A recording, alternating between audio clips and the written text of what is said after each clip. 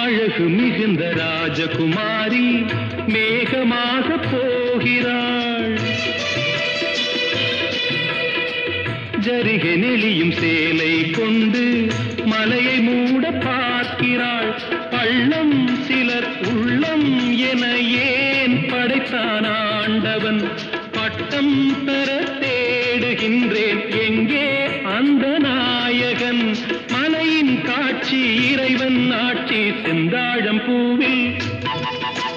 செந்தாழம் பூவில் வந்தாடும் தென்றல் என் மீது மோதுதம்மா.